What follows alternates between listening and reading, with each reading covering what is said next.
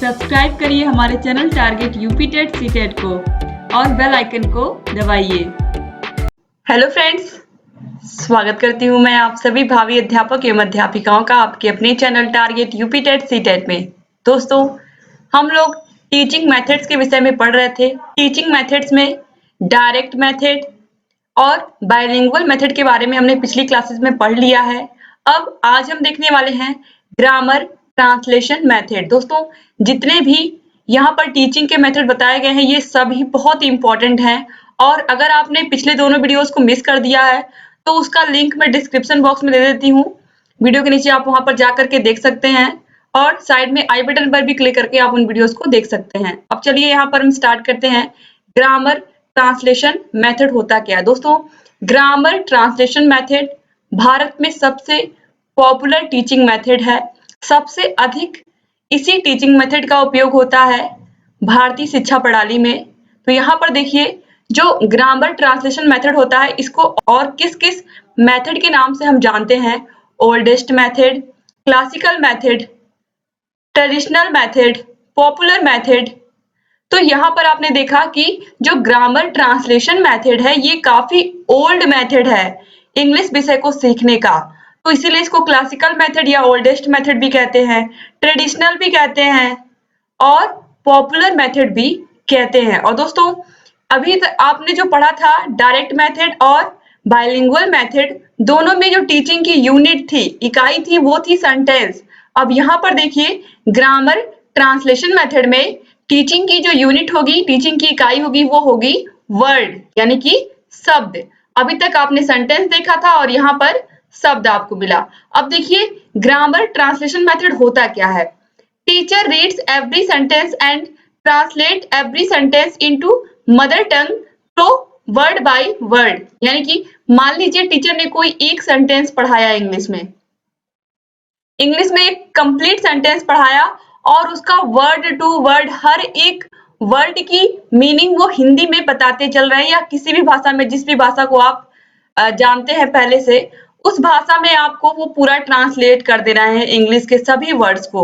तो दोस्तों, अगर इस तरीके से पढ़ाई जाती है जो भाषा, उसको हम कहते हैं ग्रामर ट्रांसलेशन मेथड। यानी कि एक बार फिर से मैं रिपीट कर दूं कि जो भी टीचर पढ़ाते हैं जो सेंटेंस, उसमें हर एक वर्ड की मीनिंग बताते हुए चलते हैं ग्रामर ट्रांसलेशन मेथड में। अभी तक आपने डायरेक्ट मेथड देखा था, बाइलिंगुअल मेथड देखा था, उसमें बिल्कुल ऐसा नहीं था, लेकिन इसमें आपने देखा कि हर एक वर्ड की मीनिंग बताते हुए चल रहा है टीचर, यानी कि बच्चों को हर एक मीनिंग साथ साथ टीचर बताते हुए चलेंगे। अब देखिए, target language learned by mother tongue, यानी कि अगर हमको हिंदी आती है और हमको इंग्लिश विषय को सीखना है, तो जो हमारी इंग्लिश विषय जिसको हम सीखते हैं उसको हम टारगेट लैंग्वेज कहते हैं। यानी कि इंग्लिश विषय को, टारगेट लैंग्वेज को सीखने के लिए हम अपनी मदर टंग, अपनी मातृभाषा का प्रयोग करके उसको हम सीखते हैं। अब यहाँ पर देखिए, major focus on reading and writing, यानी कि टीचर पढ़ाने और लिखाने पर ही अधिक फोकस करते हैं। इसके बाद देखिए, इसका जो मेथड होता है वो होता है नोन टू अननोन, यानी कि ज्ञात से अज्ञात की ओर जाना। ज्ञात से अज्ञात की ओर का मतलब कि हमको हिंदी भाषा आती है, समझ लीजिए हमको हिंदी भाषा आती है, तो अगर हमको हिंदी भाषा आ रही है तो हम हिंदी भाषा के थ्रू इंग्लिश विषय को सीखेंगे, अंग्रेजी विषय को बोलना और पढ़ना सीखेंगे। तो यहाँ पर यही कहा गया। अब देखिए, focus on the rules of the grammar, यानी कि जो ग्रामर ट्रांसलेशन मेथड होता है इसमें ग्रामर के रूल्स पर बहुत फोकस होता है। इस तरीके से किस टेंस का प्रयोग होना चाहिए, active, passive, direct, indirect, grammar में part of speech, article, prepositions, हर एक चीज का बहुत विशेष ध्यान रखा जाता है, रूल रेगुलेशन के साथ पढ़ाया जाता है। और चूंकि हम लोगों ने भी इसी विधि से, ग्रामर ट्रांसलेशन मेथड से ही हम लोगों ने भी अपने स्कूलों में इंग्लिश सीखा हुआ है, तो हम लोग को ये चीज अच्छे से पता है कि स्कूल में सिर्फ और सिर्फ इंग्लिश एक सब्जेक्ट होता था, उसके साथ ही साथ हमको ग्रामर भी अलग से पढ़ना पड़ता था। तो आप सभी लोगों को पता है कि हम लोगों की जो इंग्लिश है वो बाय ग्रामर बहुत स्ट्रांग होती है, क्योंकि ग्रामर हम लोगों को अलग से पढ़ाया जाता है। हम लोग रूल और रेगुलेशन के साथ इंग्लिश को बोलते हैं, इंग्लिश भाषा को, ठीक है। तो यहाँ पर वही चीज बताई गई है कि ग्रामर के रूल्स पर बहुत फोकस होता है कि आप व्याकरण के बिल्कुल शुद्ध शुद्ध व्याकरण के साथ किसी भी भाषा को बोलें, ये सिखाता है ग्रामर ट्रांसलेशन मेथड। अब चलिए यहाँ पर हम देख लेते हैं कि क्या-क्या मेरिट्स हैं ग्रामर ट्रांसलेशन मेथड के, यानी कि ग्रामर ट्रांसलेशन मेथड में क्या-क्या अच्छाइयां हैं। देखिए, Hindi is the mother of instruction, या जो भी भाषा आपको आती है उसके द्वारा अगर आप सीख रहे हैं इंग्लिश को तो वो भाषा हो जाएगी इंस्ट्रक्शन, यानी कि उसी के द्वारा आप सीख रहे हो, मदर ऑफ इंस्ट्रक्शन।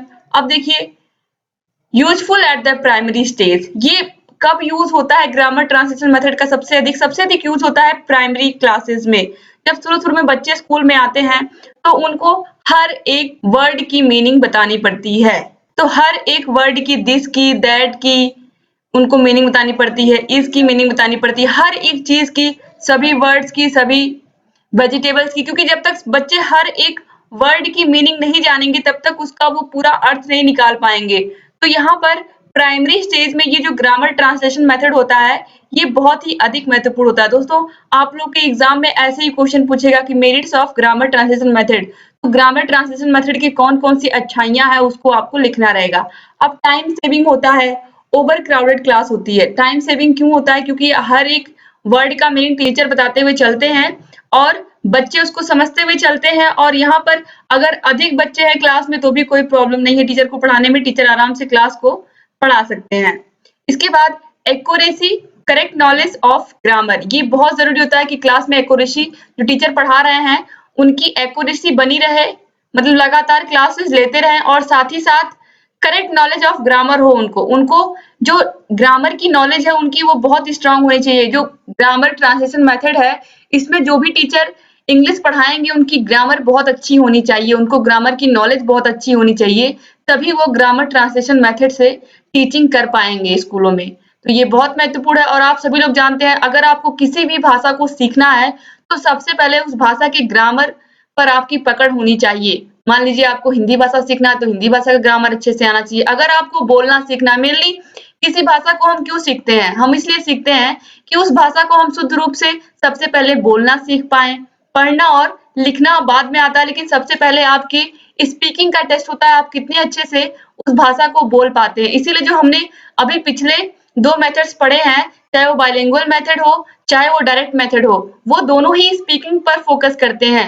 लेकिन यहाँ पर जो आप ग्रामर ट्रांसलेशन मेथड पढ़ रहे हैं, इसमें आपने देखा कि टीचर ग्रामर पर अधिक फोकस कर रहे हैं कि किस तरीके से बच्चों को ग्रामर की नॉलेज अच्छी होनी चाहिए, और ग्रामर की नॉलेज अच्छी होने से बच्चा कोई भी भाषा को बोलेगा तो वो शुद्ध रूप से, निश्चित रूप से वो शुद्ध रूप ही बोलेगा।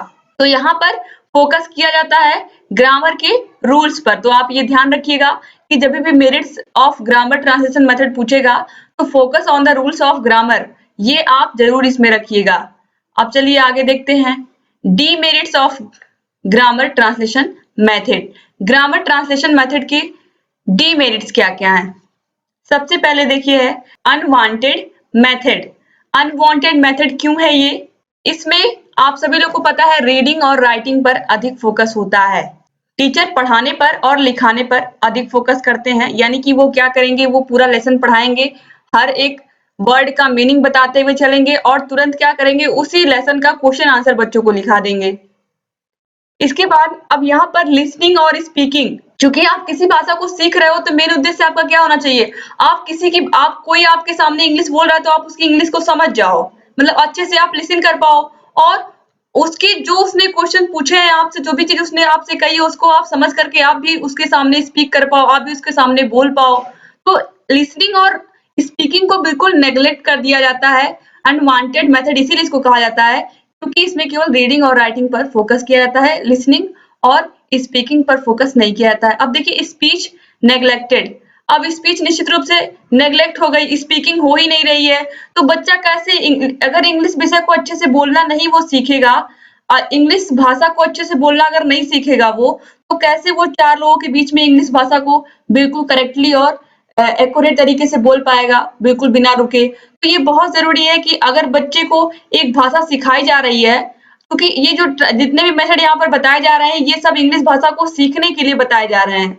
तो यहाँ पर जो ग्रामर ट्रांसलेशन मेथड है ये रीडिंग और राइटिंग पर तो फोकस करती है, लेकिन स्पीकिंग जो है, स्पीकिंग को नेग्लेक्ट कर दिया जाता है इसमें। अब देखिए exact translation not possible, exact translation का मतलब है दोस्तों कि वर्ड टू वर्ड ट्रांसलेशन कभी-कभी पॉसिबल नहीं होता है। कभी-कभी क्या होता है कि पूरा एक सेंटेंस पढ़ने के बाद टीचर उसका भाव अच्छे से बता देते हैं आपको, लेकिन वर्ड टू वर्ड कहीं-कहीं कुछ इतने डिफिकल्ट वर्ड होते हैं कि सारे वर्ड्स का मीनिंग बिल्कुल सटीक बैठाना थोड़ा टीचर के लिए भी मुश्किल हो जाता है। तो टीचर कंप्लीटली सेंटेंस का मीनिंग अच्छे से समझा देते हैं, भावार्थ बता देते हैं, लेकिन बिल्कुल करेक्ट सही तरीके से वर्ड का कभी-कभी ट्रांसलेशन नहीं हो पाता है। तो यहाँ पर बिल्कुल एग्जैक्ट ट्रांसलेशन भी पॉसिबल नहीं हो पाता, इसीलिए यहाँ पर ये भी इसकी एक डीमेरिट है ग्रामर ट्रांसलेशन मेथड की। अब देखिए, grammar by rules not by use. जैसा कि मैंने कहा कि जो ग्रामर ट्रांसलेशन मेथड है ये केवल रीडिंग और राइटिंग पर जोर देता है। ये यूज पर, दैनिक जीवन में यूज पर बिल्कुल ध्यान नहीं देता है कि जो चीजें बच्चा सीख रहा है उसको वो अपने दैनिक जीवन में भी उपयोग करे, उनको अपने दैनिक जीवन में भी शामिल करें। और जब तक आप किसी भी भाषा को सीखने के लिए, जब तक आप उसको अपने दैनिक जीवन में शामिल नहीं करोगे, जब तक आप उसको बोलने की प्रैक्टिस नहीं करोगे, तब तक वो भाषा आपको समझ में नहीं आने वाली है। तो इसलिए बहुत जरूरी है कि ग्रामर के रूल्स के साथ-साथ बच्चों को इस भाषा को स्पीकिंग या बोलने की क्षमता भी बच्चों के अंदर इसको डेवलप की जाए कि बच्चे सही तरीके से उस भाषा को बोल भी पाएं। तो यहाँ पर ये इसका एक डीमेरिट है ग्रामर ट्रांसलेशन मेथड का कि बच्चे केवल रूल्स समझ लेते हैं ग्रामर के, लेकिन उस भाषा को यूज नहीं कर पाते अपने डेली लाइफ में।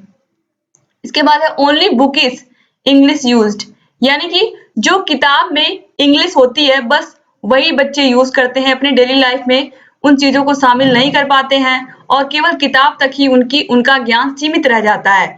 तो ये यहाँ पर दोस्तों कहीं ना कहीं ग्रामर ट्रांसलेशन मेथड का डीमेरिट है कि किस तरीके से बच्चे केवल बुकिश या केवल किताबों में ही रह जाते हैं। वो जब उनकी वास्तविक दुनिया में सामना होता है कि इंग्लिश बोलने के लिए, तो वो अपने आप को कंफर्टेबल फील नहीं करा पाते हैं कि हाँ हम फ्लुएंटली इंग्लिश बोल लेंगे। तो ये यहाँ पर इसकी डीमेरिट हो गई। तो इस तरीके से आज आपने सीखा ग्रामर ट्रांसलेशन मेथड, इसके मेरिट्स और डीमेरिट्स। दोस्तों उम्मीद करती हूँ कि आपको ये वीडियो पसंद आया होगा और आपको सभी पॉइंट्स भी क्लियर हुए होंगे। दोस्तों अगर आपको वीडियो अच्छा लगा है तो प्लीज वीडियो को लाइक कर दीजिए और आपके जितने भी फ्रेंड्स हैं जिनको भी इंग्लिश विषय में प्रॉब्लम है उन इस वीडियो को जरूर शेयर कर दीजिए, जिससे अधिक से अधिक हमारे डीएलएड के भाई बहन हमसे जुड़े और लगातार हमारे सभी वीडियोस को ऐसे ही देखते रहें। दोस्तों आगे चल करके आपको ये UP TET, C TET, super TET सब में यही सारे मेथड्स फिर से आपको काम आएंगे, क्योंकि यही सब आपके सिलेबस में रहेंगे। तो लगातार ऐसे ही हमारे चैनल से बने रहिए। अगर अभी तक आपने हमारे चैनल को सब्सक्राइब नहीं किया तो प्लीज सब्सक्राइब कर दीजिए और घंटी के निशान को जरूर दबा दीजिए, जिससे हम जो भी नई वीडियोस बनाते हैं उसका नोटिफिकेशन आपके पास समय से पहुंच जाए और आप हमारी सभी वीडियोस से ऐसे ही अवगत रहें। दोस्तों जितने भी वीडियोस हैं आपके सेमेस्टर का, जो आपका सिलेबस है उसका भी लिंक मैं डिस्क्रिप्शन बॉक्स में दे देती हूँ। वहां पर जाकर आप हमारे सभी वीडियोस को देख सकते हैं और निश्चित रूप से एग्जाम में अच्छे से अच्छा मार्क्स आप ला सकते हैं अगर आप रेगुलर सभी वीडियोस को देखते हैं। कंटिन्यू क्लासेस हम लेकर के आ रहे हैं आप लोगों के लिए, ऐसे ही वीडियोस को देखते रहिए और अगर अच्छा लगे तो प्लीज लाइक कर दिया करिए। दोस्तों मिलते हैं नेक्स्ट वीडियो में, तब तक के लिए जय हिंद।